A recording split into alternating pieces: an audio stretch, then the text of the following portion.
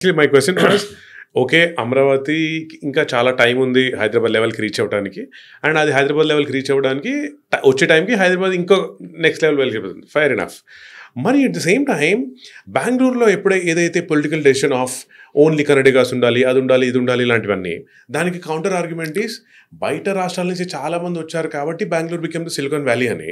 ఇప్పుడు అది ఉండాలి లేదా అనే ఒక అనిస్థితి, అంటే ఒక నాట్ షూర్ సిచ్యువేషన్ ఏమవుతుందో అది హైదరాబాద్కి అడ్వాంటేజ్ అవుతుందంటారా?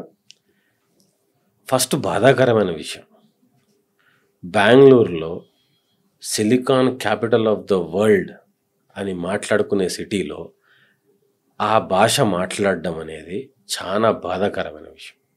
ఎందుకు ఆ మాట నేను మాట్లాడుతున్నా అంటే అదొక సోషలిస్టిక్ థాట్. బయటికి వెళ్ళి వచ్చిన వాళ్ళు డెవలప్, బయటికి వెళ్ళి ఏంటండి, బయట అంటే ఏంటి అంటే మీరు కర్ణాటకలో చీఫ్ మినిస్టర్ అయితే బయట వాళ్ళు మీ సిటిజన్స్ కాదా?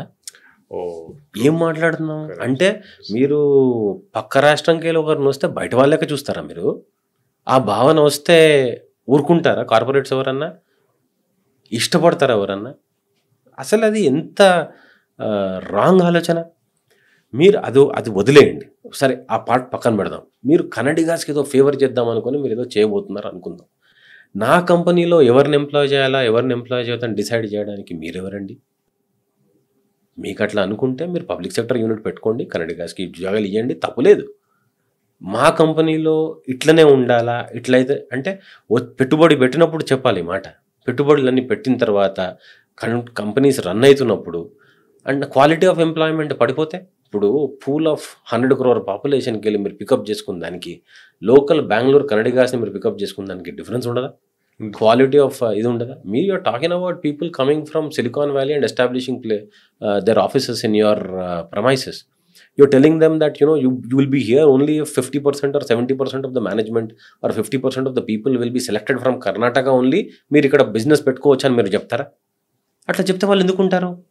ఇప్పుడు ఉండరు, నెక్స్ట్ ఎక్స్పాన్షన్ అయితే స్టాప్ చేస్తారు కదా ఇమీడియట్గా.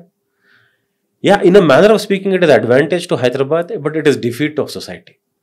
It is defeat to the country. The bigger picture it is defeat to the country. And Congress government ఇప్పుడు ఒక లోకల్ గవర్నమెంట్ అక్కడ ఉంది చేసింది అంటే ఒక ఇది ఉంది. Congress is a national party. They have to think what they are saying.